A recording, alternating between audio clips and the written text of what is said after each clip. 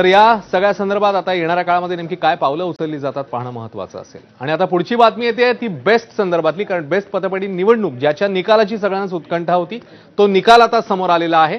आणि या संदर्भात ठाकरे बंधूंनी युती केल्यामुळे एक वेगळं महत्त्व या निवडणुकीला प्राप्त झालेलं होतं। साहजिकच निकालाची उत्सुकता होती, मात्र यामध्ये ना ठाकरे बंधू ना भाजप यामध्ये बाजी मारली ती शशांक राव यांच्या पॅनलने। 14 जागा त्यांनी जिंकलेल्या आहेत, तर 14-7 असा निकाल आता समोर आलेला आहे। ठाकरे बंधूंना मात्र एकही जागा जिंकता आली नाहीये। शशांकराव पॅनलचे सर्वाधिक 14 उमेदवार जिंकले। महायुतीच्या सहकार समृद्धी पॅनलचे 7 उमेदवार विजयी झालेत। विशेष म्हणजे ठाकरे ब्रँड म्हणून निवडणुकीत प्रचंड गाजावाजा झाल्यानंतर ठाकरे बंधूंना भोपळाही फोडता आला नाही। 21 जागांसाठी झालेल्या निवडणुकीत उद्धव ठाकरेंनी 19 तर राज ठाकरेंनी 2 उमेदवार दिलेले। त्यांचे सारे उमेदवार पराभूत झालेत। गेल्या 9 वर्षांपासून उद्धव ठाकरेंची बेस्ट पतपेढीमध्ये सत्ता होती। मुंबई महापालिका निवडणुकीपूर्वी ठाकरे बंधू एकत्र येण्याची मोठी हवा निर्माण झाली आहे, पण हे ठाकरे बंधू पहिल्याच परीक्षेमध्ये साफ नापास झाल्याचं या पतपेढीच्या निकालात दिसून आलं।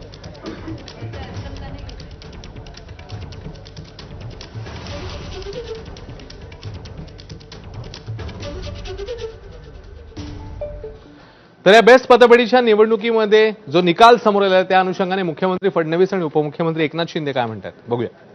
मी कुठलेही राजकीयकरण त्याचं केलं नाही, पण त्यांनी मात्र आता 2 ठाकरे बंधू एकत्र, आता ब्रँड ठाकरे निवडून येणार, आता अशा प्रकारचं त्यांनी त्याचं राजकीयकरण केलं, पण ते काही लोकांना आवडलेलं दिसत नाही। त्याच्यामुळे त्यांना एकही जागा त्या ठिकाणी मिळालेली नाही। पुढे जाणार मागे जाणार हे कोणी ठरवतं, जनता ठरवत असते। आणि म्हणून या महाराष्ट्रातल्या जनतेने ठरवलेलं आहे की जे काम करणार त्यांना पुढे न्यायचं, जे घरी बसणार त्यांना घरी बसवायचं। सगळे स्पीड ब्रेकर काढून टाकले आम्ही आणि एक प्रगती सरकार, एक समृद्धी राज्याला आणणारं समृद्धी सरकार या ठिकाणी स्थापन झालेलं आहे आणि त्याचं काम वेगामध्ये सुरू आहे। तर याच अनुषंगाने संजय राऊत आणि शशांक राव यांचं नेमकं काय म्हणणं आम्ही जाणून घेतलं, बघूया। ठाकरे बँड कधीच फेल होणार नाही।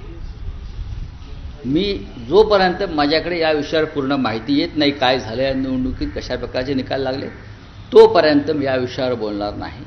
पतपेढीची निवडणूक म्हणजे काय परीक्षा नाही, ही चाचणी परीक्षा सुद्धा नाही। लोक एकत्र आले, निवडणुका लढल्या असतील। मला याच्यामध्ये फार मोठं यश कोणाला मिळालंय किंवा अपयश मिळालं असं मला वाटत नाही।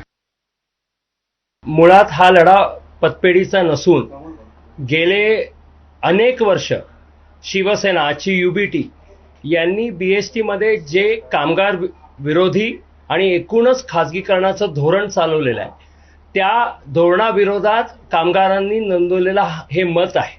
ते कमिटीमध्ये असताना अनेक वर्ष त्यांनी फक्त स्वतःच्या फायद्यासाठी या बीएसटीचं नुकसान केलेलं आहे। माननीय मुख्यमंत्री देवेंद्रजी फडणवीस जेव्हा ते लीडर ऑफ ऑपोजिशन होते तेव्हा सुद्धा त्यांनी मदत केलेली आहे। माननीय आशिषजी शेलार यांनी नेहमीच बीएसटीच्या कामगारांसाठी आम्हाला मदत केलेली आहे। आणि हा बेस्ट पतपेढी निवडणुकी संदर्भातला निकाल नेमका काय सांगतो पुन्हा एकदा एक नजर टाकूया। निकाल समोर आलेला आहे। बेस्ट युनियन शशांक राव यांनी तब्बल 14 जागा जिंकल्या, तर सहकार समृद्धी पॅनल प्रसाद लाड यांच्या नेतृत्वाखाली आणि प्रवीण दरेकर देखील ज्याच्यामध्ये होते 7 जण जिंकलेले आहेत। आणि ठाकरे बंधूंचं उत्कर्ष पॅनल एकत्र आलेलं होतं। 19 आणि 2 असे उमेदवार त्यांनी दिलेले होते, त्यांना मात्र एकही जागा जिंकता आली नाहीये। त्यामुळे असा हा निकाल आता समोर आला।